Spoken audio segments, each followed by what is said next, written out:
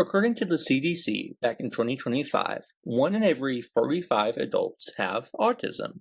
Now, is this because there's some kind of weird autism epidemic happening? Well, no, I don't think so. I think it's simply that as our understanding of autism increases, more people are beginning to realize that, hey, maybe I'm autistic too. But how can you tell if you're really autistic or not? Well, in today's video, I'm going to give you 5 signs that might mean you are autistic. But before we get into that, no, there are no two autistic people who are exactly alike. One autistic person might show all of these signs, and one might show only a few of these signs. Also, while I am autistic, I am not a doctor and I can't diagnose you. So, if you think you might be autistic yourself, please speak to a professional if you are able. Number 1, difficulty maintaining appropriate eye contact. Well, you've probably heard this before. I'm willing to bet you maybe have only heard a very vague explanation, something like, people with autism struggle to make eye contact while socializing. And while that is true, many people on the spectrum do struggle to make eye contact while talking to others, it's a little bit more nuanced than that. You see, some autistic people struggle to make eye contact while socializing, and some people struggle to make eye contact at all, especially while talking to strangers or someone like a teacher or boss. This can actually come from anxiety, but it might also be a way for the autistic individual to free up mental space to assure we understand what is being said to us. Because if we are constantly trying to focus on just making eye contact, we're likely to miss something that you said. But on the flip side, an autistic person might make too much eye contact.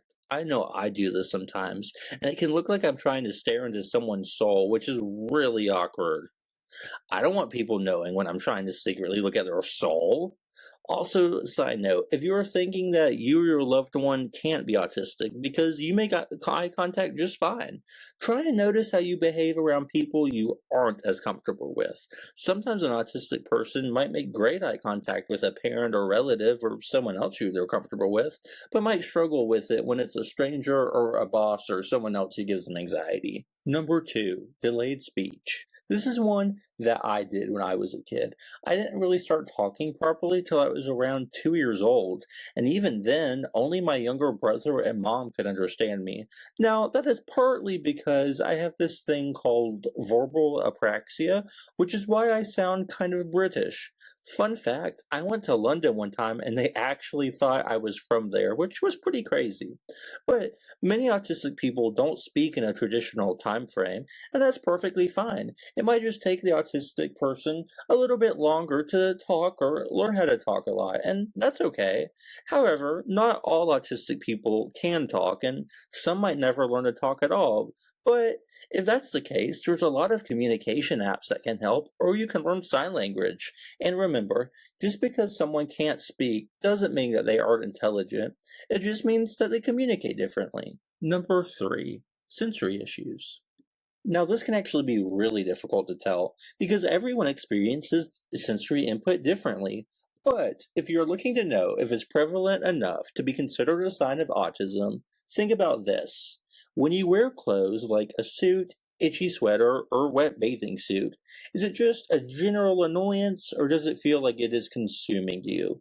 If you're in a bright room, does it just bother your eyes for a minute, or does the brightness drown out everything else around you? If you're in a loud room, is the loudness just more of a general distraction, or is it all you can hear? You see, for us autistic people, sensory input isn't just the way things feel or sound, it's how we process the entire world. And if it's too extreme, it can be very distressing and make it very hard for us to function. Number 4, having special interests. Now, this sign is definitely not something I experience at all. Okay, just kidding. I do have extreme interest, and you know what? That's beautiful. You see, for autistic people, special interests aren't just hobbies or things we enjoy. It's sort of an obsession, and it might in some ways kind of become a part of us. It could be like a TV show, a movie, a book, Anything really. I know the stereotype is kind of an autistic person being obsessed with trains, but it's not always trains, although that is a popular one. An autistic obsession is really a narrow focus in a particular subject or sometimes even a person, and it can actually be really sweet. Some neurotypical people might find it a little bit annoying, but let me let you in on a little secret. When an autistic person shares their special interest with you, that's typically a sign that we're trying to communicate with you and bring you into our world to bond with you. So, if you have special interest, that could be a sign that you have autism. And number 5, social challenges. Now, this one, in my opinion, is probably both the simplest and most complex because people with autism obviously struggle socially, but when I say this, I don't mean we are just a little socially awkward. I mean the way we communicate is actually different from neurotypical people, which means it can be hard for us to communicate well with non-autistic people. We might struggle with understanding sarcasm, non-literal speak, or some certain tasks. And you know what? That's okay. But this doesn't mean we are incapable of socializing. I fear that oftentimes people see we struggle with communicating like them and assume we can't communicate at all. But that isn't true. We just might communicate a little bit differently. However, if you realize your communication style might be a little bit different from other people and people are always saying you're socially awkward, that might be a sign that you have autism. Hey everyone, thank you so much for watching. It means the world to me. If you want in mind, please subscribe to my channel, and if you want, subscribe to my Patreon, as it really does help to support me so I can keep making these videos for you guys. And if you want to learn more about autism, click on one of the boxes on your screen now.